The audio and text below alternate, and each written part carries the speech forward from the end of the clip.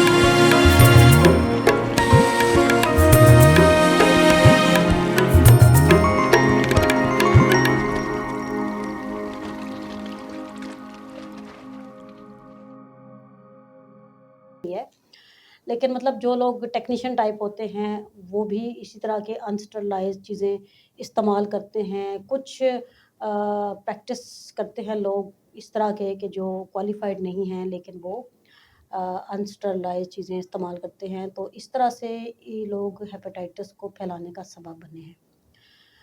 दूसरा ये है कि हेपेटाइटिस का जो है इस वक़्त मैं आपको माँ और बच्चे के हवाले से बताना चाहती हूँ कि हेपेटाइटिस अगर बी पॉज़िटिव है, mother hepatitis B surface antigen जिसे कहते हैं, अगर माँ पॉज़िटिव है तो फिर बच्चा किस-किस रिस्क पे होगा। माँ को हेपेटाइटिस है तो जहाँ पे माँ के लिवर के फंक्शन के ऊपर इफ़ेक्ट हो सकता है, आपको लिवर फंक्शन या जिगर के टेस्ट करवाने की ज़रूरत होती है। पीसीआर, एलाइज़ा से आप हेपेटाइटिस को ज़रूर रूल आउट कराएँ, कहीं वो इन्फेक्शियस जो है वो एक्टिव डिज़ीज़ तो नहीं है। उसमें 3 चीज़ें होती हैं, हेपेटाइटिस ई एंटीजन है और हेपेटाइटिस कोर एंटीबॉडी है आईजीएम और सरफेस एंटीजन। ये चीज़ें जो है ना ये डिज़ीज़ को एक्टिव डिज़ीज़ को शो करती हैं, कैरियर को शो करती हैं और मल्टीप्लाइंग वायरस होता है। तो इस सूरत में हमें बहुत एहतियात करने की ज़रूरत होती है। बच्चे से माँ में ट्रांसमिट तभी हो सकता है, बेसिकली एक बैरियर होता है माँ और बच्चे के दरमियान।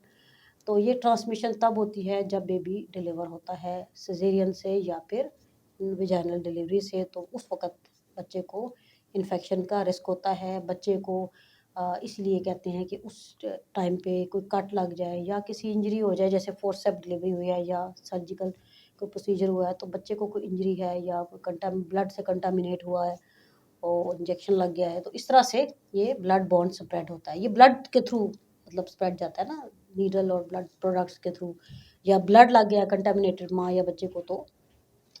अच्छा, अब ये है कि मैं आपको ये बताना चाहती हूँ कि इसमें मतलब बच्चे पे क्या इफ़ेक्ट होगा, कि एक तो बच्चे की ग्रोथ पे इसका इफ़ेक्ट होता है, ठीक है?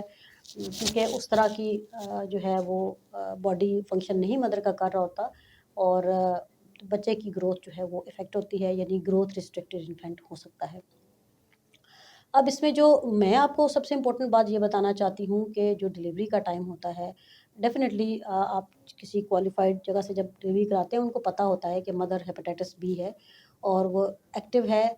अगर तो डिज़ीज़ एक्टिव है, जैसे कि हेपेटाइटिस ई एंटीजन, जैसे मैंने आपको बताया कि अगर वो पॉज़िटिव है, तो इसका मतलब है कि बच्चे को भी उसका रिस्क है और उस सूरत में बच्चे को 12 घंटे के अंदर-अंदर इम्यूनोग्लोबुलिन लगती हैं। हेपेटाइटिस बी के लिए इम्यूनोग्लोबुलिन होती हैं, वो लगती हैं और साथ में वैक्सीन उसी टाइम पे स्टार्ट हो जाती है। वैक्सीन तो अब आपको पता है कि हमारा जो इम्यूनाइज़ेशन प्रोग्राम है पाकिस्तान का, उसमें रूटीन में बच्चों को हेपेटाइटिस बी की वैक्सीनेशन हो रही है। अच्छा, इसमें जो ट्रांसमिशन है ना mother to baby hepatitis B का, ये ट्रांसमिशन जो है वो रिस्क ऑफ ट्रांसमिशन जो है वो अ, होता है 80% रिस्क होता है कि माँ से बच्चे को ट्रांसमिट हो जाए। लेकिन हेपेटाइटिस बी की ये होती है कि ये 6 मंथ के अंदर-अंदर अक्सर जो है खुद ही रिज़ॉल्व हो जाता है, नेगेटिव हो जाता है। और इसकी यानी कि कैरियर बनने के जो चांसेज़ हैं वो 10% होते हैं। मतलब कम चांसेज़ है कैरियर बनने के। यूजुअली ये 6 मंथ के अंदर रिज़ॉल्व हो जाता है, लेकिन अगर 6 मंथ के अंदर खुद बहुत रिज़ॉल्व ना हो तो ये फिर कैरियर स्टेज में चला जाता है। अच्छा, तो मैं बता रही थी कि जब बच्चा डिलीवर हो गया है और अगर हेपेटाइटिस ई एंटीजन जैसे मैंने आपको बताया कि अगर वो पॉज़िटिव है तो बच्चे को इम्यूनोग्लोबुलिन और वैक्सीन दोनों लगेंगी विदिन 12 आवर्स। और अगर बच्चा जो है हेपेटाइटिस ई एंटीजन नेगेटिव है तो फिर उसको सिर्फ हेपेटाइटिस बी की वैक्सीन ही लगाना काफ़ी होगी। उसके बाद उसको आप मदर मिल्क अलाउ कर सकते हैं। और इस सारे प्रोसीजर से पहले अगर वो एक्टिवली डिज़ीज़ है यानी ई एंटीजन पॉज़िटिव है और तो मदर फीड उस वक़्त तक ना दें जब तक कि बच्चे को इम्यूनोग्लोबुलिन और वैक्सीन नहीं लग जाती। और इस तरह से जो है हेपेटाइटिस बी के बारे में जो मैं आपको बता रही हूँ कि प्रॉपर केयर से और प्रॉपर इसकी ट्रीटमेंट के साथ चलें तो इंशाल्लाह आप लोग इससे महफूज़ रह सकते हैं। बाकी जिन लोगों को एक्टिव डिज़ीज़ आती है आपके पीसीआर पे और एलाइज़ा से जब आपको हेपेटाइटिस ई एंटीजन या कोर एंटीबॉडी आईजीएम आ जाती है, तो फिर आप इसका ट्रीटमेंट कराएँ। ट्रीटमेंट है, इंटरफेरॉन है और बहुत सारी मेडिसिन अब मार्केट में आ चुकी हैं जो कि ओरल भी हैं, टैबलेट फॉर्म में भी हैं और इंजेक्टेबल फॉर्म में भी हैं। तो इलाज ज़रूर करवाएँ और अपने प्यारों को महफूज़ रखें, अपनी नीडल से, अपनी सिरिंजेस से। उनको डिस्कार्ड करने का भी एक प्रॉपर मेथड है जो कि हमारे उसमें हर हॉस्पिटल में एक स्टैंडर्ड मेथड जो है उसको ऑब्ज़र्व किया जाता है, उसको प्रैक्टिस किया जाता है कि नीडल्स को, सिरिंजेस को किस तरह से डिस्कार्ड किया जाता है। बट एक चीज़ मैं आप लोगों को समझाऊँ कि कभी भी अपने डॉक्टर से हाइड मत करें। मैंने 2-3 पेशेंट ऐसे देखे हैं कि वो मेरे पास चेकअप के लिए आए हैं और उन्होंने हेपेटाइटिस बी की जो रिपोर्ट है ना, हेपेटाइटिस बी और सी की, वो उन्होंने गायब ही कर दी है। और मुझे फिर लिवर फंक्शन टेस्ट उनके देख के मुझे लगा कि ये डिरेंज है, तो फिर मैंने उनसे कहा कि और बिलीरुबिन भी भई उनका इतना ज़्यादा, तो मैंने उनसे कहा कि आपके तो लिवर फंक्शन टेस्ट ठीक नहीं है। तो फिर पेशेंट ने कहा कि जी मैंने उससे कहा कि आपको हेपेटाइटिस है? तो फिर उसने मुझे बताया कि हाँ, मुझे काला ज़रक़ान है। पर क्या था कि रिपोर्ट्स नहीं थी। तो अपने डॉक्टर से प्लीज़ आप हाइड ना करें। आप ना सिर्फ़ अपने लिए बल्कि अपने बच्चे के लिए और पूरी कम्युनिटी के लिए आप प्रॉब्लम्स जो है ना वो बढ़ा रहे हैं। तो अपने डॉक्टर से शेयर किया करें। डॉक्टर से कुछ नहीं छुपाते ताकि वो आपकी प्रॉब्लम का टाइमली हल कर सकें।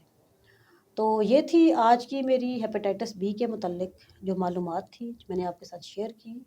उम्मीद है आपको इससे फ़ायदा हुआ होगा। मिलते हैं अगले व्लॉग में और उस वक़्त तक आप हमारे चैनल को लाइक, सब्सक्राइब और शेयर करना ना भूलिए। अगले व्लॉग तक अल्लाह हाफ़िज़।